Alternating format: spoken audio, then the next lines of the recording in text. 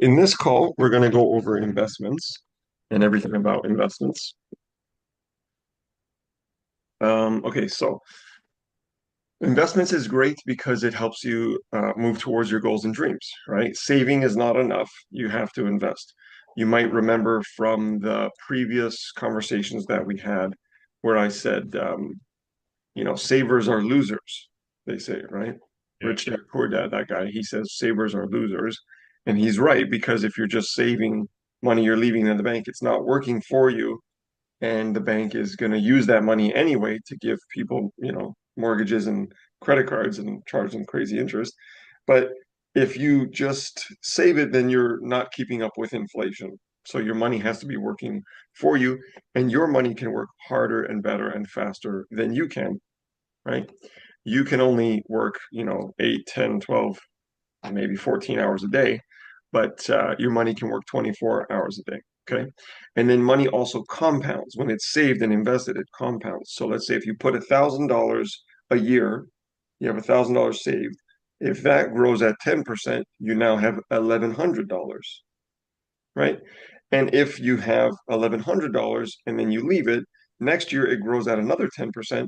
That's $1,100 growing at 10%, which is, $110. So that's kind of the magical effect of compounding, which I've got some charts, I've got some cool like graphs and things to show you that will make use and make sense of that. Okay. So there's essentially two um let's see. Yeah. So there's essentially two different accounts that you should consider using and utilizing for savings to help you achieve your goals and dreams. Both of them will help you get property. Okay. One of your guys' goals is property. So both of them will help you get property. All right. And both of them have different tax benefits and savings advantages. Okay. I'm going to share my screen in a moment. Think about them like a shoebox. One is a shoebox, the other one is a shoebox. We're going to compare basically RRSPs and TFSAs. Those are the first two that people should utilize. Okay. The other one is non-registered, which is a whole different ballgame. And that's a little more complicated, but I'll explain that one after. Okay. So let's focus on these two because these are the two that you guys should maximize first. These are the two that you guys should optimize and maximize first. You should probably pick one and stick to that one. Okay. One is an RRSP, one is a TFSA. Whatever you choose to invest in those shoe boxes is up to you. Okay. So, in other words, a TFSA or an RRSP can be invested in stocks, bonds, gold, um, foreign stocks, Canadian stocks, American stocks, all kinds of different things. Okay. So an RRSP is intended for retirement savings. It's designed for retirement. A TFSA is a tax-free savings account and can be used for any type of savings goal. The RRSP is intended for retirement savings. That's what it stands for, Registered Retirement Savings Plan, but can be used also for other things that you like. Okay. There's a couple of key differences between them, and those differences are very important, and those will influence your choices and your goals. Okay. RRSP contributions are tax deductible, which means it brings your taxable amount owing down. So, in the government's eyes, when you put money into the RRSP, it reduces your income and gives you deductions, bringing down your income, which then reduces the amount of tax that you have to pay. Remember that tax is an expense. If you want to reduce your expenses and get money back, the RRSP is the way to go. Okay. TFSA contributions are not tax deductible. With an RRSP, like I said, you deduct your contribution from your income. Your accountant does that for you. With a TFSA, you're not deducting anything to do with your tax return at all. RRSPs are what's called tax deferred, which means you're paying taxes later. So it's not tax free, it's tax deferred. You pay tax on your RRSPs when you take the money out because you made the contributions with pre-tax dollars. Basically, all you need to know is you only pay taxes on RRSPs when you take the money out. They're assuming that you won't take the money out until retirement. And at that point, you will not be penalized because you won't have any income because you'll be retired. So you only pay income, you only pay taxes on the income you get. So you will have to pay taxes when you take the money out. But if you don't have an income at retirement, this will be your income, making your income less overall. Does that make sense? Okay, cool. Tax, sorry, TFSA withdrawals are tax-free because you made the contribution with after-tax dollars. In other words, you already got taxed on your income. When it comes into your account, then you send that money into the TFSA, and that is where, you know, you don't get paid, you don't have to pay tax twice. Okay? In the year that you turn 71, you cannot make any more contributions to your RRSP, and you have to close it. At that time, you either have to pull it out and use it, or you turn it into another account, which is called a RIF, which is a registered retirement income fund, which is just a fancy name for income coming into you. Okay, registered income coming into you. With a TFSA, you do not have to stop contributing or close it at a certain age. However, the TFSA is a relatively new invention and has only been around since the 2008 recession. What happens is every year, an amount is announced in January for the TFSA for what you're allowed to contribute. So there is a maximum. Okay. A There's a maximum in that year, but you can accumulate year after year. Is that right? it's not a maximum in the year, it's a maximum in the total. Okay. Good Okay. question. It's a maximum in the total. So the total amount. Okay. Every year it goes up and it changes over time, but typically, depending on which government, it's either $5,000 to $7,000 per year. The government in the time at power decides. It's usually 5K. So it's been 5K every year for the past, 2008 recession, but so a couple years it's 7,000. So right now I think it's like 90 something. Every year you can see the breakdown.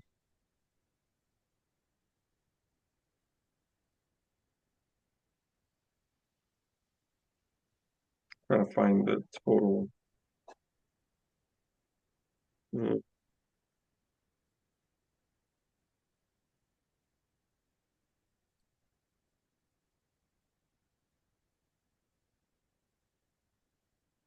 Total TFSA limit. 102,000. Oh yeah, this went up. This one this year went up big. So it would have been 100, but it's 102,000 because this year they did 7,000. So the current limit is 102,000. Okay. So that means you can only contribute a maximum of $102,000. If you go over that, then you have to pay taxes, then you're penalized. Okay.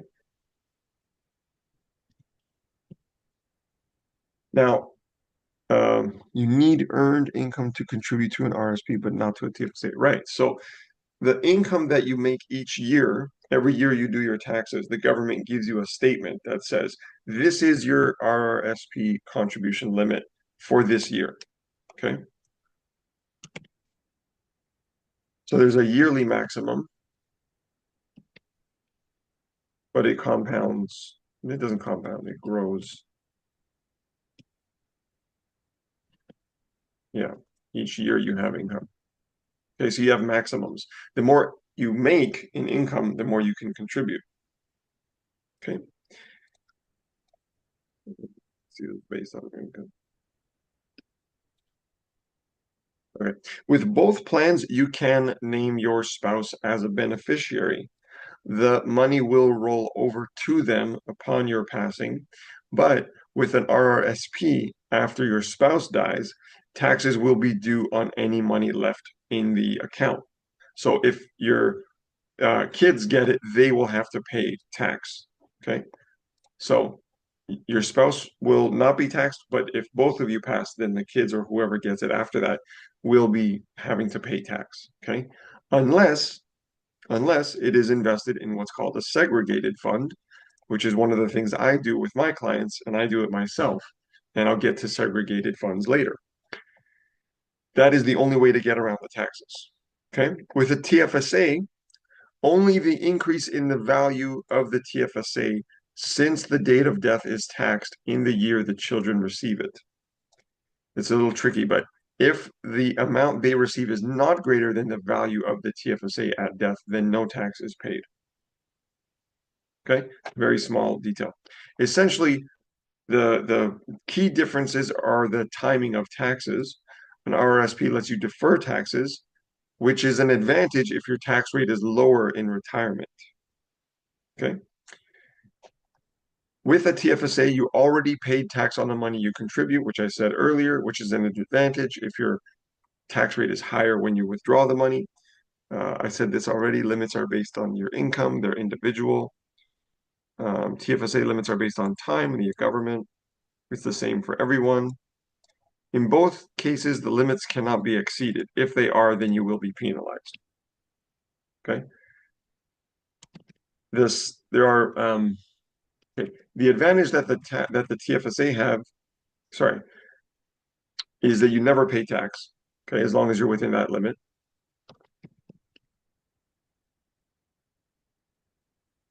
That's in my summary, like summary, really honestly, that's what I believe, right? But if you're a high income earner, they benefit from the RSP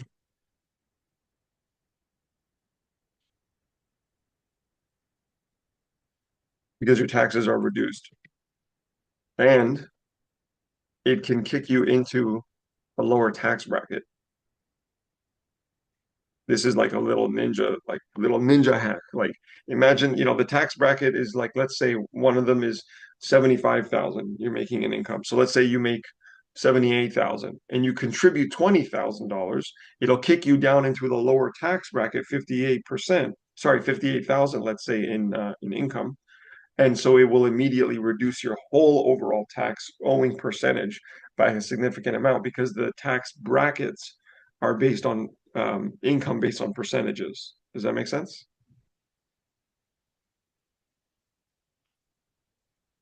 Chris?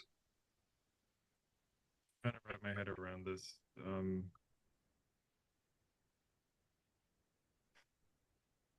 Yeah, no, go ahead. I'll ask a question in a little bit. No problem. Um, okay. In my personal opinion, I'll show you some math that will help explain it as well, Chris. In my personal opinion, RRSPs are better to max out first. Why? Because of what I said earlier about kicking into a lower tax bracket. However, you can compound the returns and reinvest them now to allow them to grow in the future, giving you more bang for your buck now, since they're tax deferred. Does that make sense?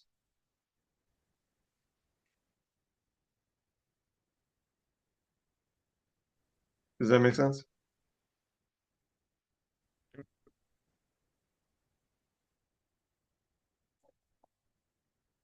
Can you hear me? Sorry, I think I froze for a minute there. Can you Yeah, not hear me? I hear you now. Yeah, Oh, okay, okay, okay. yeah. Uh, it makes sense generally, but I still don't completely understand compounding. Cool. No problem. No problem.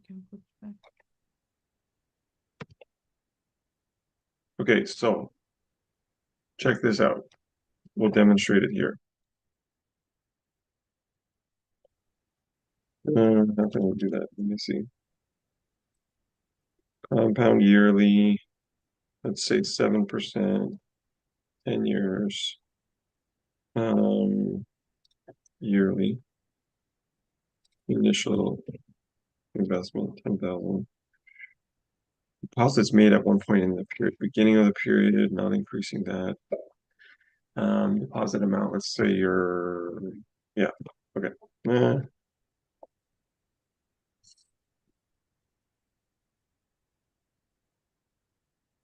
Yeah, right. I think it would be best if I illustrated it with nothing to start.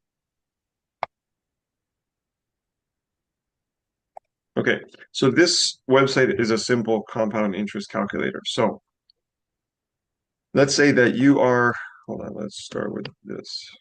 Actually, that would be better. Okay, so let's say that you're putting in $1,000 a year, right? After year one, hmm, 10 years compounding. What am I doing wrong here?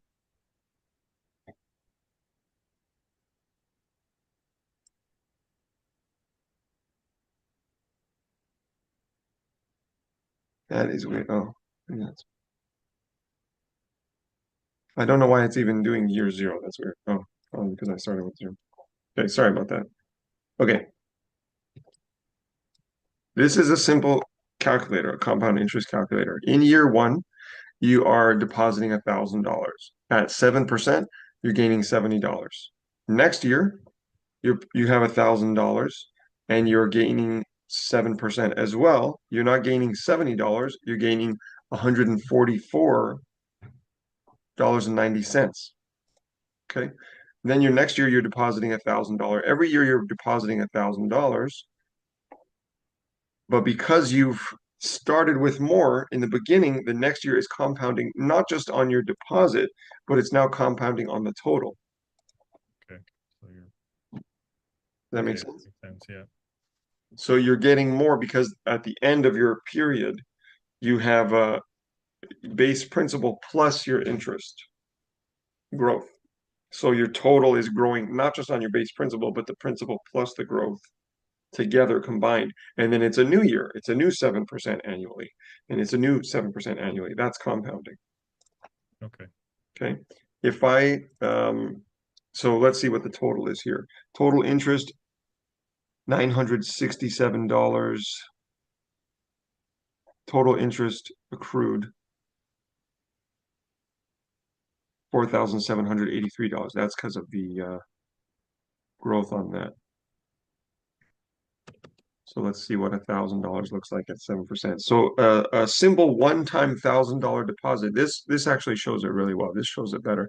A simple one-time deposit of $1,000, 7% annual growth is $70. If it was just if it was without compounding, then it would be a flat $70 every time, right? But it's a $70, it's $145, it's $225. It's right here. This is the effect of compounding. This extra interest right here is where you're seeing the compounding difference. Okay, so after 10 years, it's almost double just because of the compounding. So just to state the obvious, if there was no compounding here, it would still be $70 interest each year. That's right, exactly. Exactly. Now it doesn't look that, great or sexy at just $1,000, but you get the concept, Yep. right? And then the more you put in, the more it grows. The more you put in, the more it grows, the more it compounds. So a one-time $10,000 deposit, grows at the same rate, but the dollar value comes out higher because you've put in more, right? Okay. I got it. So, so my one like extra hack why I prefer RRSPs is because you can use the money you're getting back on your tax return in terms of credits, right? If you get a refund, you can use that money to reinvest now and let that compound again and again and again over the future. That's another like little mini hack, but that also can compound even more. Okay. Now, with both of these, they both can be used as a down payment for the first home buyer's tax credit.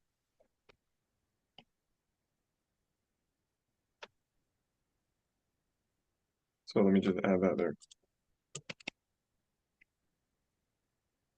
So the first home buyer's tax credit is the program that allows you to, put the money towards a down payment on a house in Canada. For the RRSPs, if you want to reinvest them to compound them, is this like do you have to wait for a certain term to expire before you can do that, or is that kind of built into certain RRSPs, or how does that work? You just have to make the deposit yourself.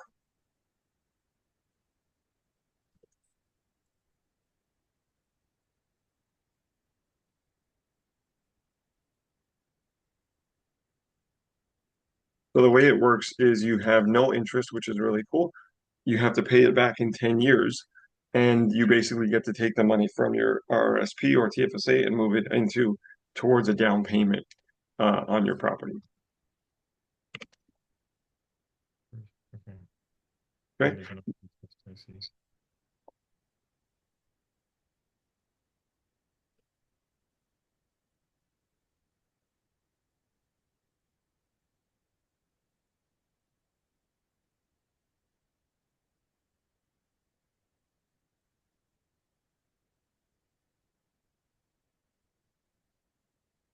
Okay.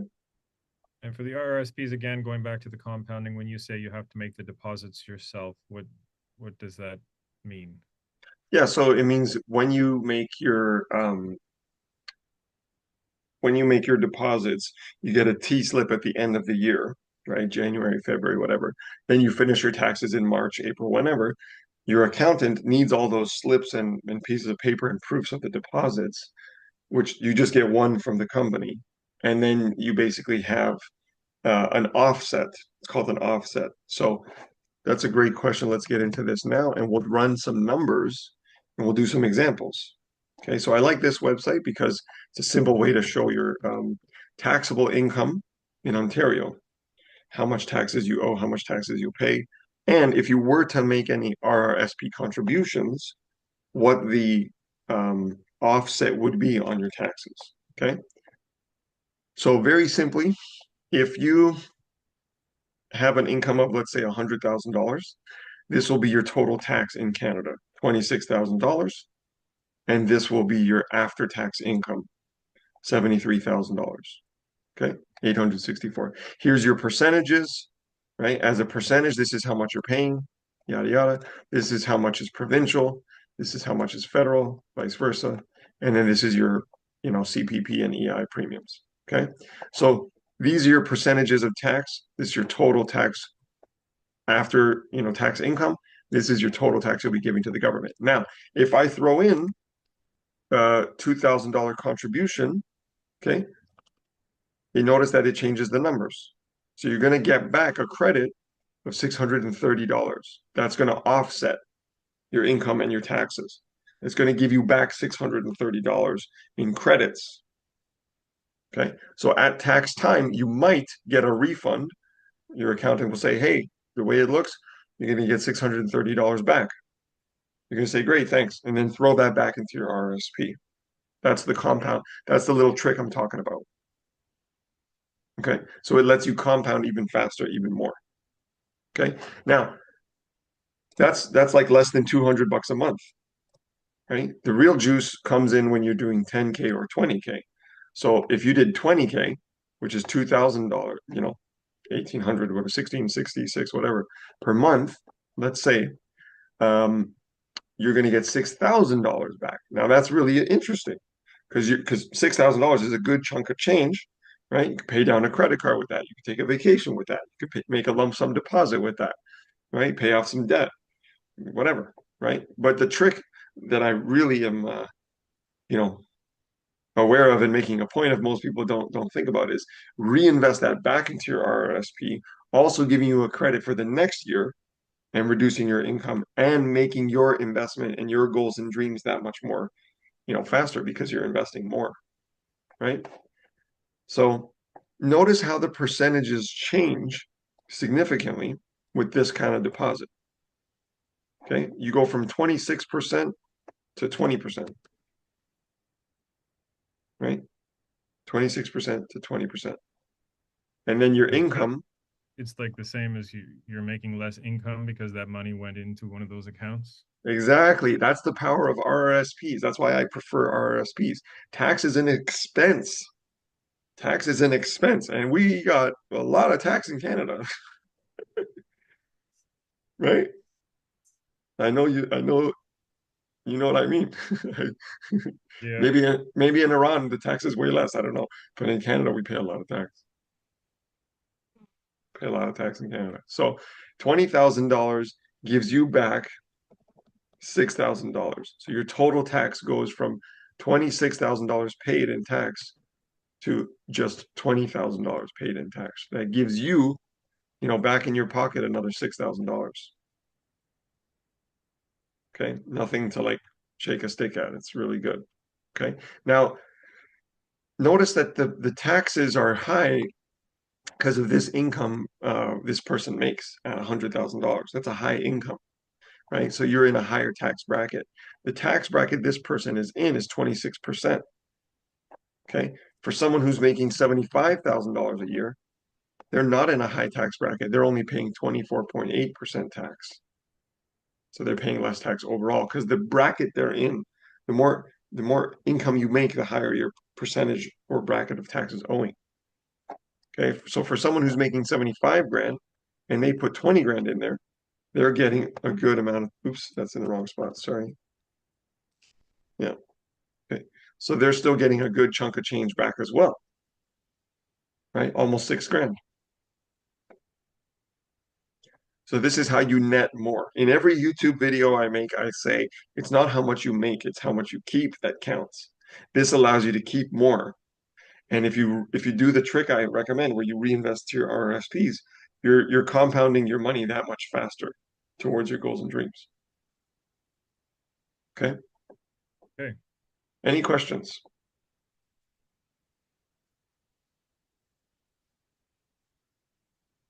No questions. No questions. Cool. If you want, we can plug in specific numbers here, like for Elnaz or for you, Chris.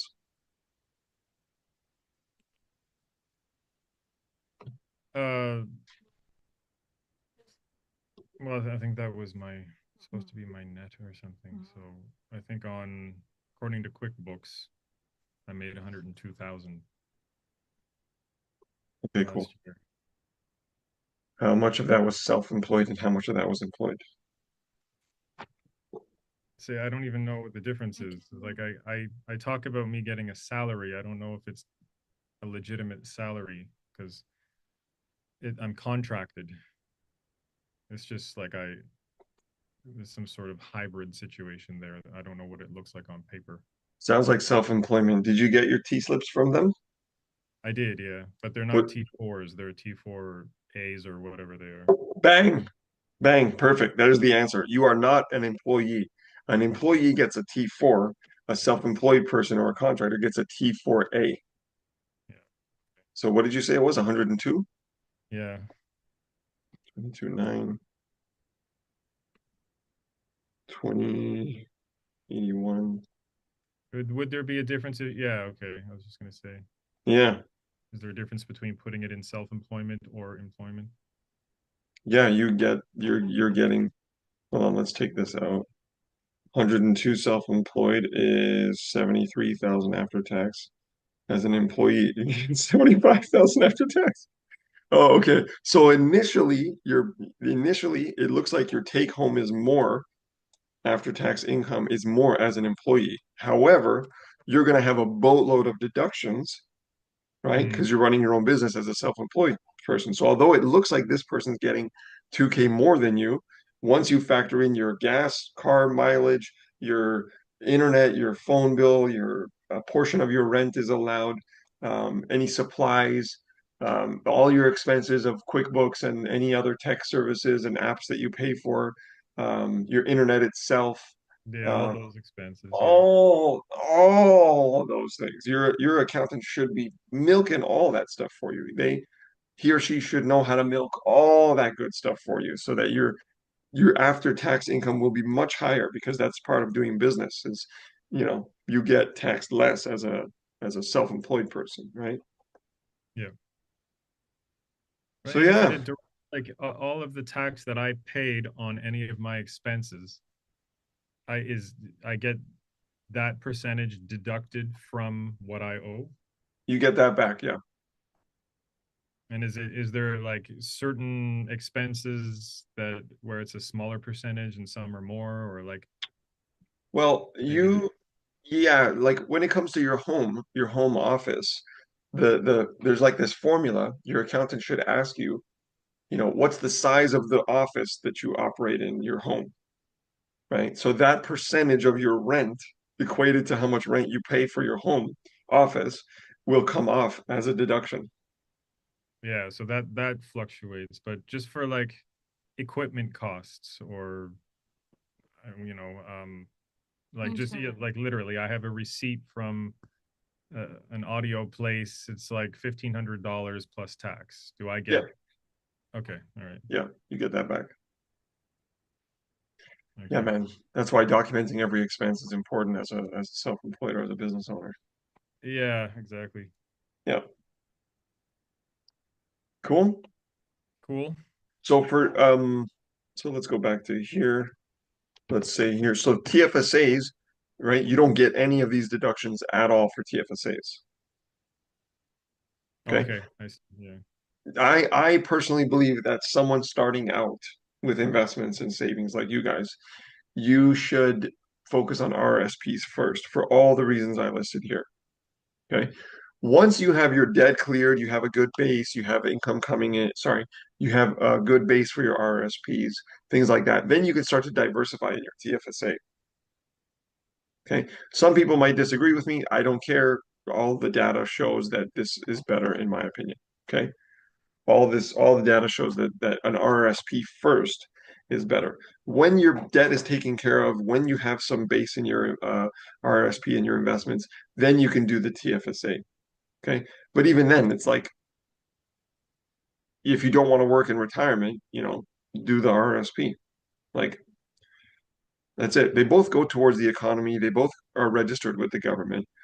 They both have their pros and cons. Okay. Now, the third type is very simple. The third type of investment account that you can open is called non-registered. It's very simple, super easy to understand. It is non-registered, meaning it is not connected to your taxes. It is not connected to your SIN number. That's why it means non-registered. But it is taxable like a typical investment. So non-registered has no tax limits, okay? Has no tax benefits, okay? Except for there's unlimited amounts of growth and contributions in them, okay? And they are fully taxed at the capital gains tax rate, okay? So they have more tax consequences. So I don't talk about them with most people because most people are not maximizing their RRSPs or their TFSAs. Does that make sense? It's So like you is that because you would suggest that they do that first before they even consider non-registered? absolutely 100%, 100%, Mhm. 100%. Okay. Um, the the one benefit or the few benefits to the non-registered are that there's no limits, like I said, there's no limits on any contributions at all. But the second one is in some institutions, you can get a 2-to-1 or a 3-to-1 leverage loan to grow this account, to grow this money. What does that mean? If you put in $10,000, they'll give you a loan and they'll give you $20,000, making your total investment $30,000. Okay. But now you have a loan. So you have a monthly payment, you have an interest rate, and you have a debt. So it's a savvy, strategic technique that is only for people, in my opinion, after they've started to do these other things and started to make progress with these other things. Once they're comfortable with investing, once they're comfortable with risk, once they can take on a loan or take on a debt. I don't recommend that, obviously. For you guys, you're trying to eliminate your debt. You're trying to get rid of your high interest debt. Okay. This is a savvy strategic tactic for savvy, investor types, people that are comfortable with investing. If it was a bear market like COVID or the dot-com bubble or something like that, if it was a bear market when prices were super low and discounted, then it would be a great time to do that because there's a huge crash, there's a huge recession, there's a huge crash. Let's say that's when stocks are low, prices are low, investments are low, buy low, sell high, right? That's it. Okay. Okay. Any questions on that? You- No, not at this point. Yeah. Yeah. I Cool. mean, there's probably a whole world of questions I could find if I really wanted to dig into non-registered, but Yeah. Yeah. It's good. I It's don't good feel for compelled at all to head in that direction right now. Yeah. No problem. All good. So let's see. What was the other thing I wanted to talk about? Okay, cool. So, um, okay, when we first met, you said that you were comfortable using from your, cash flow, $1,100, $1,500, something like that, to begin, working towards your financial well-being and plan and all that stuff. You passed up on the insurances, which is okay, no problem. So I ran some scenarios for you on the investments. Um, and what you could look forward to or expect in terms of compounding and what a balance might look like if you invested like let's say $1,000 a month. Okay, and I will share my screen in a second.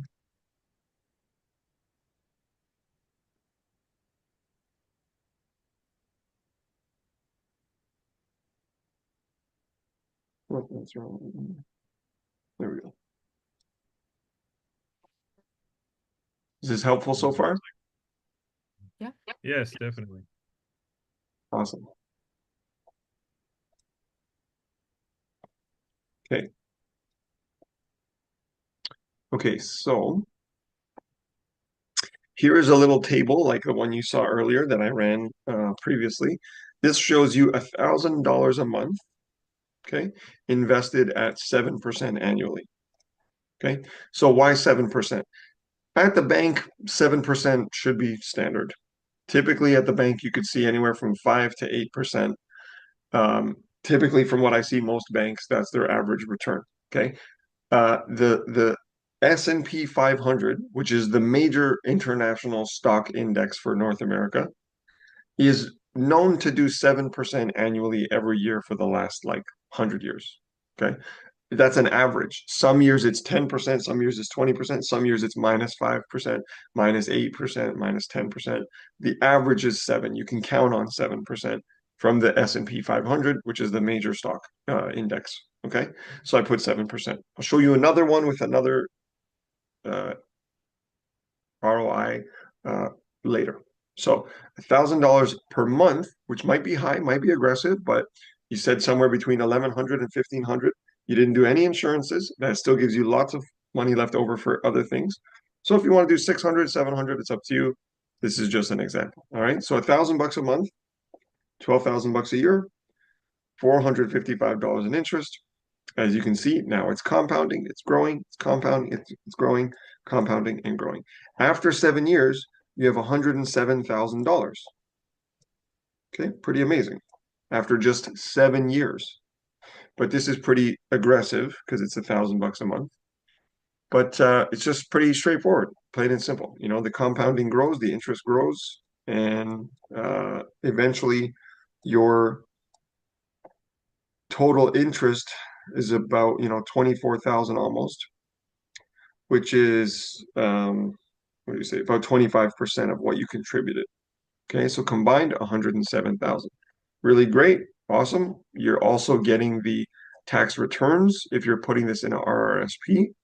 So you're getting a good chunk of money back every year. It's bringing down your taxable income. You can throw in the check that you get from the tax return as well into here every year as well. Up to you. So this is the base amount, but you're saying it can be more if we use that strategy. Exactly. Exactly. This is just a very simple $1,000 a month at 7% annually growing for 7 years. Okay. Now, I have investments that are better than the bank, better than averages. And I have investments that are doing anywhere from 10% to 16% a year. There's a couple that are like 14%. Okay. Now it's not every year because every year there's ups and downs, and some years might be 14, 15, 16%, 13%, but then some years might be down 5%, 6%, something like that. But I have some investments that are every year average 14% over the last like 10, 15 years. Okay. So notice the difference of the same thing, $1,000 a month, contributed monthly, okay, for 7 years. But at 14%, that's double the interest rate. The dollar amount of total is much higher, and the accrued interest is over double on the growth in interest. Okay. So the deposits are still the same at 84,000, but it's double, more than double the total interest, and then obviously a lot higher on the total.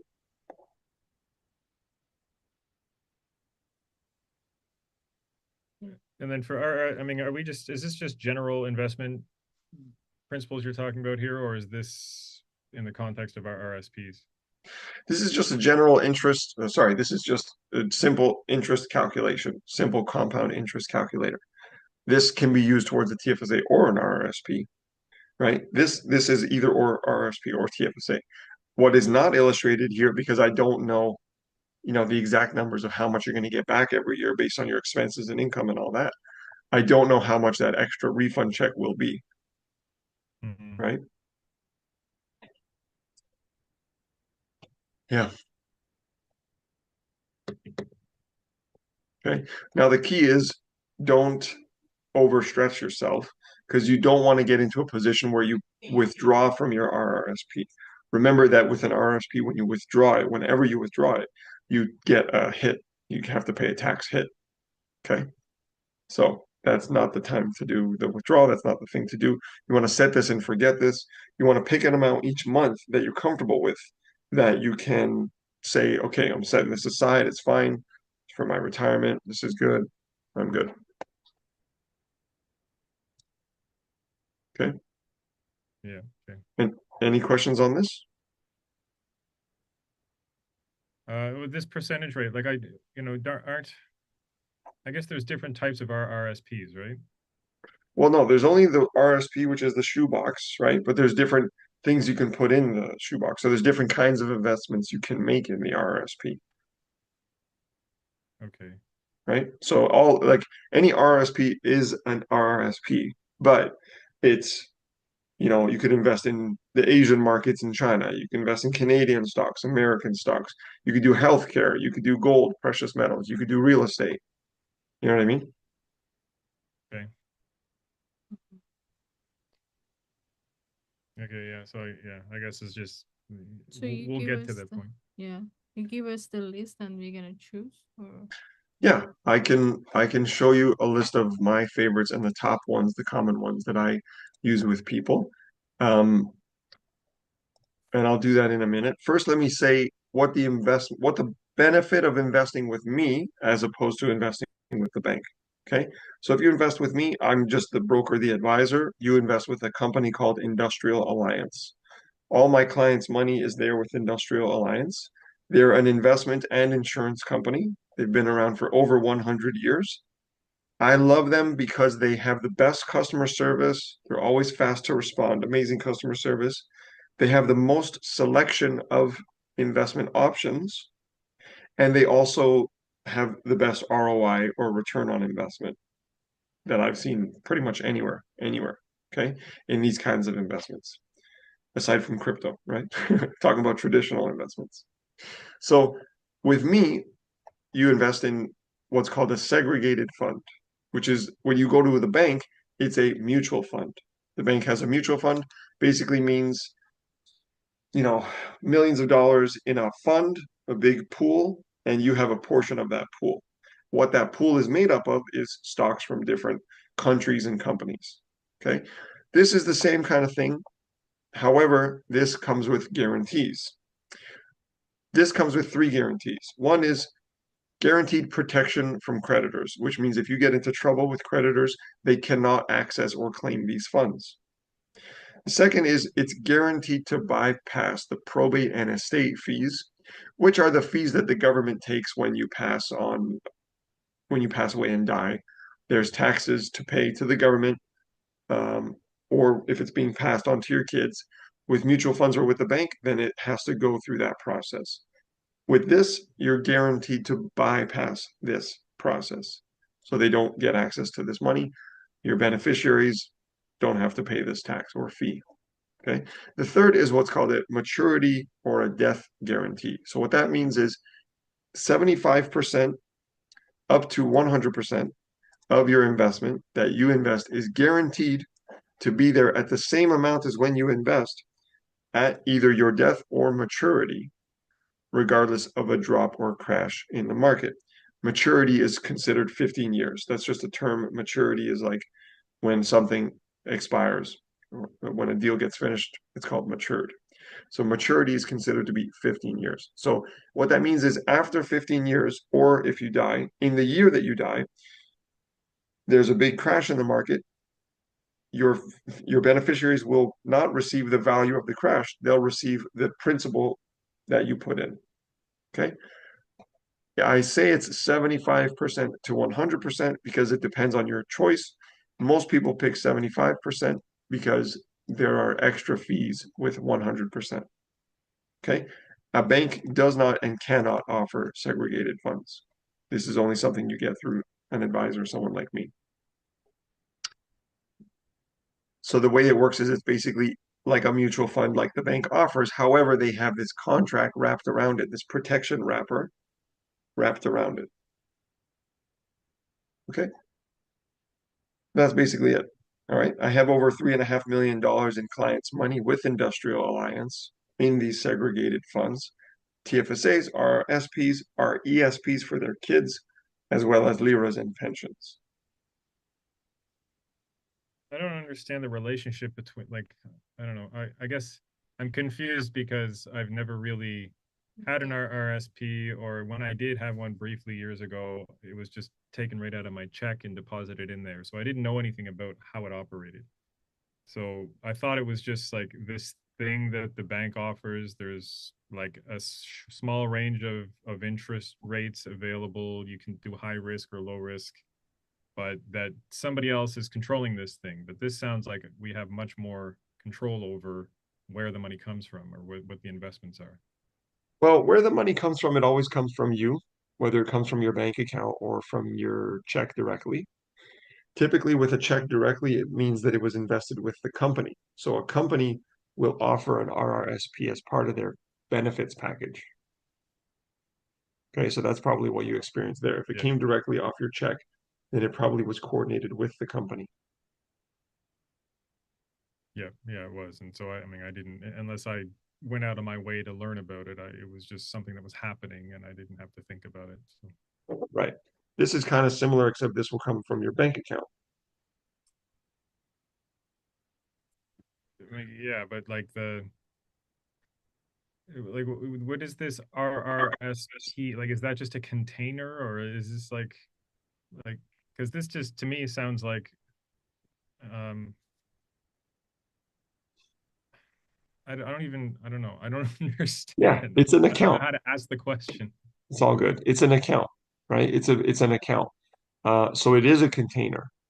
It's an account, which is a container for your money. So Okay. if you go into your BMO app on your phone, you see Yeah. checking account, savings account, MasterCard, line of credit, right? Then you'd see RRSP, just like that. Same thing, with different buckets, right? But I don't invest my clients' money in the banks. I invest it with these insurance and investment companies that I'm a broker to because they offer better benefits, higher returns, and the fees are the same. And then so would we just deposit the result of this investment into the RRSP account?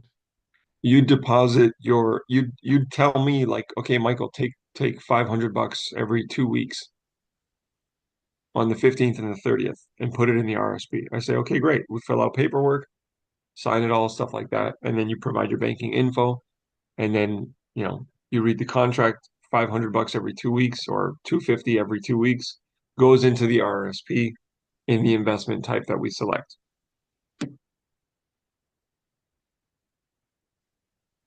So you attach some kind of investment to the RRSP? Yeah, yeah. We choose, Okay. yeah, exactly. We choose what investment to put in the RSP. So, Okay.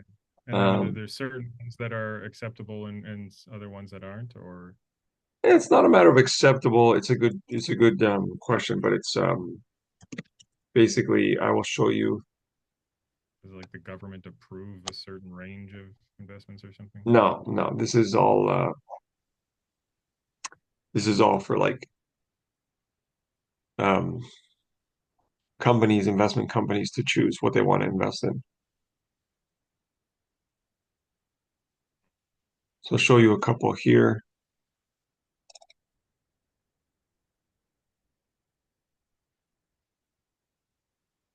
Yeah.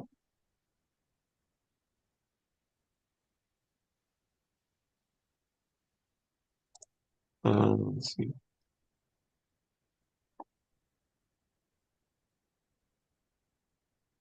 Okay, so here's an example of one of my favorite investments that I use with clients. So this is hold on, let me move this here. This is stocks. All right. Up here, hold on, I'll get this drawing to. Up here you can see it's moderate risk, medium level risk. Okay. Here's the guarantees I mentioned, 75, 100, all that stuff. Right. This is the fee. This column here, MER is the fee. Okay. Same as the bank, between 1 and 3%. Where the fee gets higher is when you choose 100% guarantee. This 100, 100. So nobody really does that. Nobody I know has really chosen that. Okay. So this is how much total money is in the fund, 200 million, 214 million. It started July 2012, and it's basically invested with BlackRock. You've probably heard of them. They're one of the biggest, if not the biggest, investment companies in the world. And I'll zoom in here, and you can see where and what it's invested in. Is that fee, like, do you pay that on your principal like one time, or is that a No, it's based on the like end of the year, and it's based on the total value of the investment. But what you're seeing, all these returns I'm going to show you are net after the fee. Okay. So this is what it's mostly invested in. These are the top like holdings percentage wise of the investment. So a lot of it is Apple, Microsoft, Nvidia, Amazon, Meta, Facebook, Google, Alphabet, Tesla, right? And this is a fund that's emerging markets fund within a fund. It is 23% financial, 22% information technology, 10% healthcare, and so on and so forth. Okay. It's mostly North America. So if I scroll down here, I can see North America. 75% of it is North American, 17% is European, almost 6% is Asia, and so on. Okay. It's considered equity, which means it's stocks. Okay. It's all stocks. No real estate, no gold, no cash. It's all mostly stocks. Okay. Equity meaning stocks. Here is the growth of the last 10 years, okay, ending 2024, each year. So this is a graph showing if you invested $10,000 10 years ago, what would it be? It would be almost $24,000 in 10 years. That is um, there, 10 years. Okay, so that's a 8.6% growth every year for the last 10 years. That's averaged out. Okay, for the last 5 years, it would be 9.4%. Last 3 years, it would be 7.5%. Last 1 year, in 1 year, it did 28%. And then so far, year to date, this is the end of 2024, it did almost 20%. So this is the end of last year, 2024. Okay, so here's the annual returns annually each year, right? Separating each year. So in 2014, 10%, 2015, 15%, 2016, 1%, 2017, 13%, 2018, there was a loss of 3.5%, 2019, 17% growth, pretty amazing, really incredible. Almost 10% 2020, even with COVID, 2021, 14.5%. 2022, a loss of for almost 15%. And then 2023, 16% growth. And then this is 2024, 20% growth. Okay. What about gold? Pardon me? What about gold, for example? Gold is not on here and is not invested here. Gold is really taken off this year and last year. I can show you gold in a second. This will take